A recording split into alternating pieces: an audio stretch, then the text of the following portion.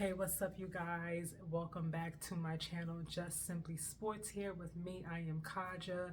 Happy New Year. And if you are new here, see what I did there? If you're new here, please hit that like and subscribe button, turn your notifications. If you're not new, you've been rocking out with me since last year. I appreciate your support and I look forward to an even bigger and better year. 2025 is here, you guys. Let's get it. You guys, I did a video about the whole MVP thing, and you guys kind of came for me. It's fine. Respectfully, I get it. We can agree, disagree. But Ryan Clark has been trending the past few days for a controversial take that he made on First Take. No pun intended there. And I feel like some things kind of got lost in translation because it seems like the MVP race kind of moved from just being about the greatness of Josh Allen and Lamar Jackson to now black and white. I'm not sure how everything got misconstrued or where it went wrong, but I'm going to play the actual clip specifically and then we're going to talk about it because to me, it should just be about two great quarterbacks. I don't know how race got into it, but we're going to find out right now. And I want to say it to Randall Cunningham, and I want to say it to Russell Wilson, and I want to say it to Michael Vick.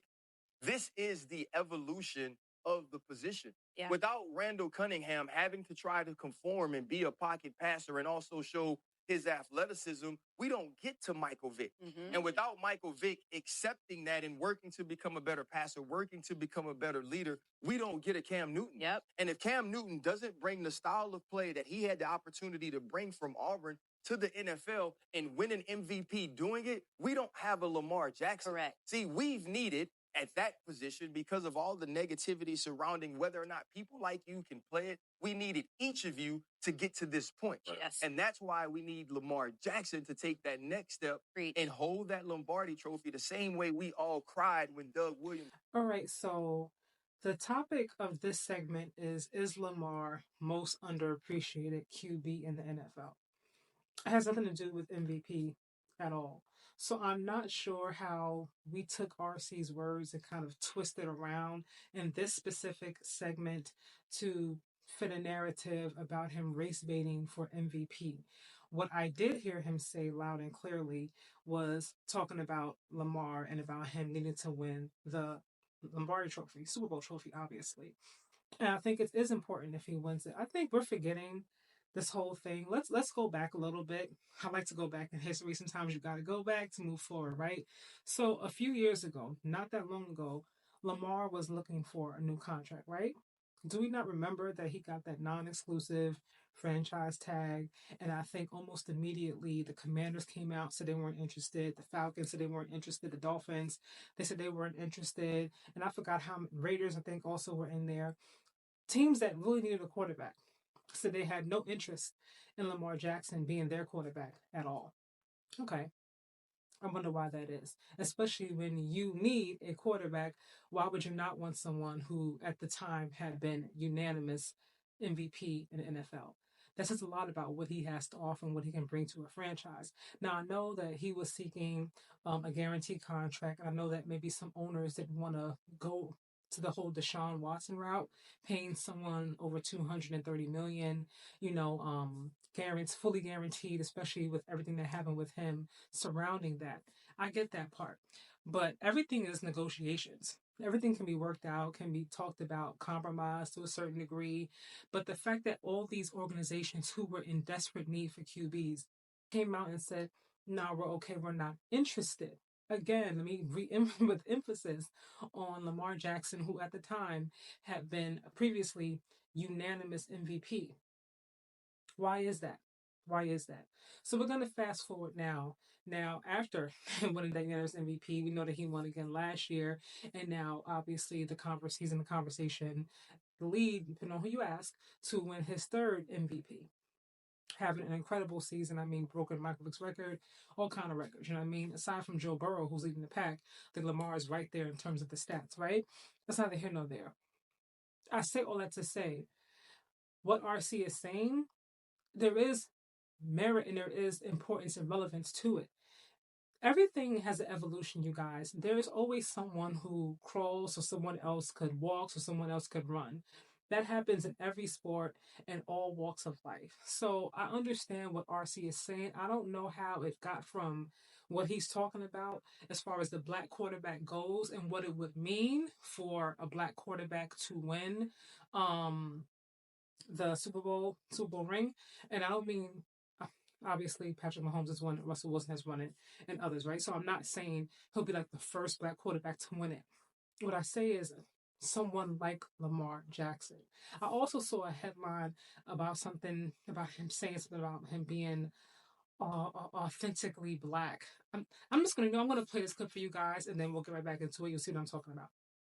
When Randall Cunningham, Steve McNair, Michael Vick, even Cam Newton, when those guys were at the top of their game, nobody looked at their freaking skin color and said, this is an outstanding. Warren Moon is another one. Nobody was like, this is a great black quarterback. They were just a quarterback, and they were fucking killing it at the top of their game, killing it at their position. Nobody paid attention or gave a fuck about their skin color. But now all of a sudden, you're seeing ESPN put out, like, before the season even starts. I did a Sports Wars video on this. We now have a record-breaking NFL season. We have 15 or 16 black quarterbacks starting in the NFL. Let's give ourselves a pat on the back, because look at us. Nobody gave a fuck that Warren Moon was black. Nobody cared that Randall Cunningham was black. Nobody cared that these guys were black. They were just great quarterbacks. And Ryan Clark, it's so ironic with Ryan Clark, one of the most brutal, hard-hitting defenders of his time. And it turns out that he's just a fucking bitch in real life. Yeah, he just has takes like this constantly. And like he mentioned Russell Wilson in there, Super Bowl. You know, it's strange when they pull up all these stats about how many black quarterbacks there are in the NFL. They always include Patrick Mahomes, but in conversations like this, they seem to forget that dude's won like 3 fucking Super Bowls. Right. Like, what are we talking about here? Okay, and then Ryan Clark was also called out on Twitter by the Outkick founder, Clay Travis, I believe is his name. I'm going to show you this tweet real quick. All right, so Outkick founder Clay Travis tweeted out about Ryan Clark and what he said on First Take. His bosses are mostly white dudes and terrified of being called racist for firing him, so they keep him employed even though he isn't very talented and provides nothing of any particular value. Was there a time when race impacted your success negatively in America? Yes. Was Ryan Clark an adult for any of those times? No. Now he trades on a legacy of racism to stay employed. Again, sad to see. ESPN should be better than this. Hell, sports should. Okay, so Ryan Clark caught wind of what was said, and he tweeted in response, "This conversation was not about MVP, but Lamar Jackson underappreciated. Outkick is so desperate to cause division that it sensationalized the headline. The MVP nor authenticity black, maybe authentically black, maybe, I don't know, was mentioned here. When you work this hard to devalue my thoughts, I know I am winning. Thank you." I think it's unfortunate that now we live in a time where people are so consumed with having clicks and likes and follows that we forget that context matters. And for me, and my page, I like to always provide context with what I'm saying and why. You may not agree with what I'm saying, but I'm not just saying it for the sake of hoping that you click or hoping that you like and subscribe. I'm elated if you do and appreciative, but I'm not going to just put out anything for the sake of just hoping that you click on my channel and that you decide to subscribe. I'm going to provide context behind what I'm saying. I like to be intentional, I like to be purposeful. Everything that I do. I've said this before in a previous video. And I feel like because the narrative that surrounds Ryan Clark is he's a race baiter. You don't believe me what I'm saying? Look, I'm going to play this clip, and this is exactly what I'm talking about right here. Ryan Clark is illogical. He's talking about voter fatigue, and he doesn't understand that there's a racism fatigue. And he's done that to himself. He talks about race and victimhood and oppression and unfairness and how this black quarterback isn't celebrated the way that this white quarterback was. Or y'all didn't criticize this white quarterback with the same level of passion as you would criticize this black quarterback. He's racialized all of his opinions. And so now when people hear Ryan Clark, they hear it through a racial lens and they think Ryan Clark is being racist. So I wanted to play that clip from Jason Whitlock, who always has very specific takes about individuals. I'll leave it at that. But it was important for me to play it for you guys so you can see what I mean when I say the narrative that surrounds Ryan Clark. So I feel like every time he says something about someone black, it just automatically, I feel like, gets put into the box of, oh, he's race baiting. Because if you actually watched the full segment and you looked at what he was talking about and what he was saying, he didn't say anything about MVP right there. And that specific clip is the one that is being resurfaced and replayed on social media, on different podcasts like Jason Whitlock, Stephen A. Smith spoke about it. I don't want to be too lengthy with this, but I feel like sometimes we take what we want from things, not what's actually being said. And I know everybody has the right to their opinion, but for me, it's important that we really listen to try to understand different perspectives. Even if we don't necessarily always agree, we can always differ in opinion. However, I don't think it's right to take someone's words and just twist it to fit a narrative that you want to put on them, not what they're actually saying. Now, I didn't see him say anything about being authentically black or authenticity and so on and so forth regarding Lamar and him being black or whatever it may have you. But I will say, representation absolutely matters, you guys. Absolutely matters. There are quarterbacks right now, young, in a little league, looking up to Lamar right now, some in middle school, high school, college, and they're looking at Lamar, and him winning a Super Bowl is so much bigger than just him being a black quarterback and winning a Super Bowl. It is the evolution of the black QB because specifically, Lamar was told that he should change positions. I did not think that his skill set and the talent that he brought, although talented, was not good enough to be in the NFL as a quarterback. There have been people that have been told to switch positions. That's not what I'm talking about. I'm talking about Lamar Jackson specifically being told that what he brought and what he offered was not good enough to be a quarterback in the NFL. And he has completely changed that narrative. If you look at the way quarterbacks are being drafted now, it's not just because of Patrick Mahomes, not just because of Russell Wilson. Obviously, Russell came before, Michael Vick came before, which is what Ryan Clark was talking about, the evolution of the black quarterback. And the black quarterback, I think he was referring to, I don't know this, I don't know him. I think when he was referring to the evolution of the black QB, and he was speaking about those who were like Lamar, who were mobile first and then also use their arms second. Because typically, with Patrick, for example, Patrick Mahomes can throw out the pocket. He doesn't need to use his legs. He can use them, but we know him, obviously. For me, I see Patrick Mahomes. He's very quick. He's very clever, high IQ. He thinks outside the box. It's one of the reasons why I like watching him play. I'm like, wow, how did he think of that? You know what I mean?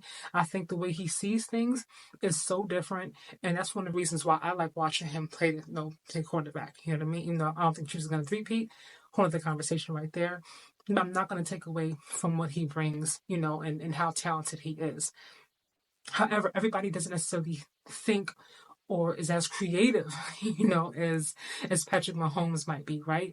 And there are a lot of young men right now looking up to Lamar Jackson who look like him. You know what I mean? If we're going with the whole authentically black, although Ryan Clark didn't say it, we're going with that.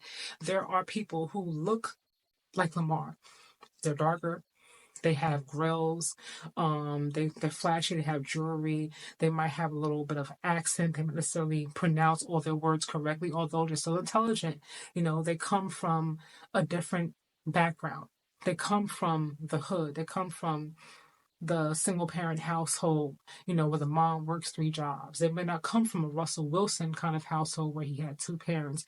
Patrick Mahomes, he's half black, half white.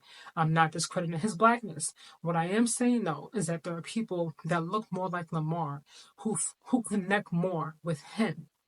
And by him winning with his skill set and his style of play, doing it on his own terms, with the way he looks, the way he carries himself, there are those that feel like if he can do it, I can do it. And I think that's what Ryan was talking about when he was talking about how important it is for him to win a Super Bowl.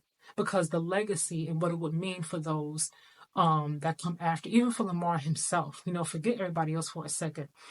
Everything that he went through, the hurdles, the being told no and you should switch, all these different things, what that would mean for him. And imagine how we draft now. People already draft now. Look at Jaden Daniels, right? Look at Caleb Williams. They say Patrick Mahomes as. Look how he can get out that pocket. Look how he can throw. All these different things, right? Jaden Daniels just the other day. I mean, they won that game off Jaden Daniels, off him using his legs, extending those plays, especially in overtime, because him and Michael Penix Jr., it got really, really close right there in the end, and they won it off of Jaden Daniels, off of his mobility, you know what I mean? But although he can also throw that thing at the same time, so I'm just saying now, no one is really looking for someone who traditionally just stands inside the pocket. Now you're looking for someone who's a dual threat, who can do both, And today's game, because the whole game has evolved, you need that. And before I get out of here, I want to ask you guys, I said this the other day to somebody, I said, can we now give Lamar credit like we give Steph Curry? We say Steph Curry is the one who evolutionized the game of basketball and the way it's played in terms of the threes, right? Steph Curry is not the first person to shoot threes. You have Ray Allen, you have all those who came before. They're not the first to ever shoot threes. But his style of play, the way he did it, how he did it, at such a high volume from essentially anywhere on the court, and how the Warriors played. And look at now what everybody else is doing. Everybody else is doing what the Warriors did. So it's not special anymore. Everyone is knocking down threes. But when you go outside to your local basketball court, to gyms, to games, you go on YouTube, everyone is knocking down threes. We forgot about mid-range, all these different things. Everyone's just knocking down threes. And that goes back as a testament to Steph Curry's greatness and what he brought into the NBA, right? I'm going to use Lamar as an example. Again, just like Steph Curry wasn't the first to shoot threes, Lamar's not the first black mobile quarterback. But for some reason, there is just something about him and his skill set and his talent that is taking on a whole nother world. Can we give Lamar credit, or can we start to have the conversation at least, of giving Lamar credit for the way we look at the quarterback position and how the quarterback position is now played in the NFL? I think it is so much harder to game plan for a mobile quarterback who is dangerous with both. Josh Allen is obviously dangerous as well. He's going to run through you, run over you. He's a big guy, you know what I mean? And I love him. I love Josh Allen. But that's what makes him so much more dangerous. And he can also throw that thing. Do not be fooled. Lamar now, he has evolved. And I'm just wondering what his ceiling is, right? Because you see him each year, he gets better and better and better and better, right? And we see him grow. But I still think he has not fully reached his potential. So when Ryan Clark is talking about the evolution of the black quarterback, it's not about race. I think he's talking about those who are looking up to him, who are coming behind him, those who came before him, and what it would mean for him now in 2025 to win the Super Bowl, with everything that has happened with him and everything that it will mean going forward for the game of professional football at the quarterback position. Let me know what you guys think, though, about everything I mentioned in this video. I'm curious to hear your thoughts, or should I say read your thoughts. I look forward to it. I do comment back. We can agree, disagree. That's all good with me. And I will see you, of course, in that next video.